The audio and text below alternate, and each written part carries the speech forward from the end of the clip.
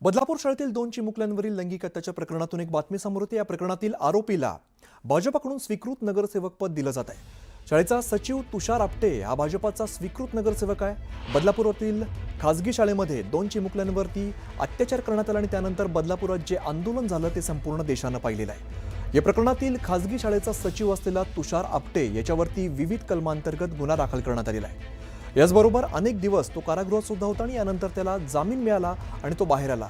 मात्र याच तुषार आपटेला भाजपाकडून बदलापूर नगर परिषदेत स्वीकृत नगरसेवक पद देण्यात आले। त्यामुळे बदलापूर शहरासह राजकीय वर्तुळातून संताप व्यक्त केला जातोय। भाजपनं कोणत्या आधारावरती तुषार आपटेला स्वीकृत नगरसेवक पद दिलं असा सवाल बदलापुरातून उपस्थित केला जातोय।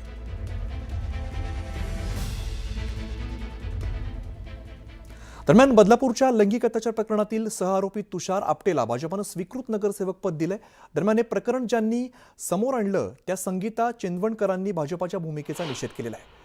भाजप पक्षात चांगलं काम करणारे अनेक ज्येष्ठ नेते असताना तुषार आपटेला भाजपनं स्वीकृत नगरसेवक पद द्यायला नको होतं। त्याचं स्वीकृत नगरसेवक पद आता भाजपाने मागं घ्यावं अशी मागणी संगीता चेंदवणकर यांनी केली आहे।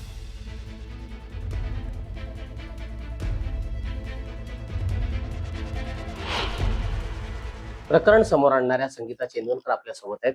त्यांच्याशी बोलणं महत्त्वाचं आहे। ताई, काय सांगाल, हे प्रकरण तुम्ही समोर आणलं होतं आज त्याच तुषार आपटेंना जे या प्रकरणामध्ये सह आरोपी आहेत त्यांना भाजपानं स्वीकृत नगरसेवक पद दिलं, तुम्ही कसं पाहता याकडे?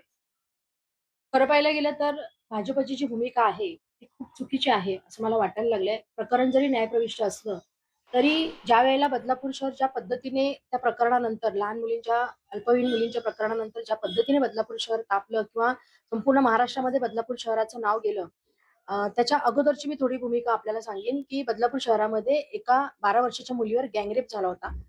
त्याला लागून नंतर कलकत्त्यामध्ये ते प्रकरण सेम प्रकरण घडलं होतं आणि नंतर बदलापूर शहरामध्ये त्या चिमुकल्यांचं प्रकरण घडलं।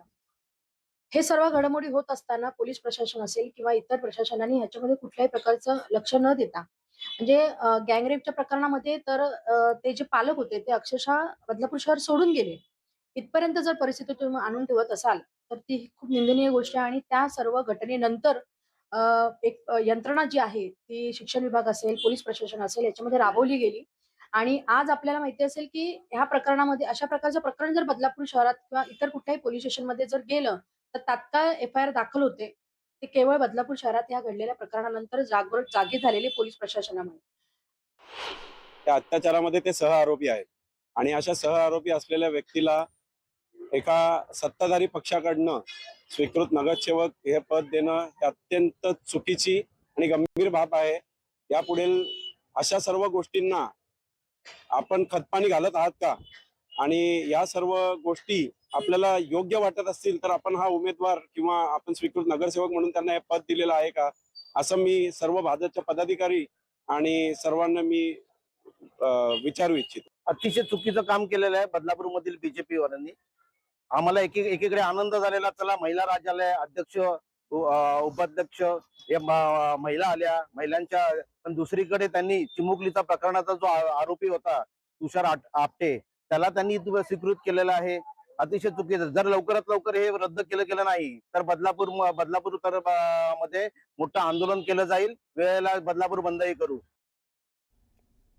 तर बदलापुरातील खासगी शाळेतील लैंगिक अत्याचार प्रकरणातील आरोपी तुषार आपटेला भाजपाने स्वीकृत नगरसेवक बनवले। त्यानंतर शहरामध्ये आपटेला शुभेच्छा देण्यासाठी संपूर्ण शहरभर बॅनरबाजी करण्यात आली आहे। त्यामुळे शहरभर लागलेले हे बॅनर्स तात्काळ काढून टाकावेत अशी मागणी केली जाते। भाजपाने अत्याचार प्रकरणातील आरोपीला स्वीकृत नगरसेवक पद दिल्यामुळे बदलापूरकरांकडून संताप व्यक्त केला जातोय।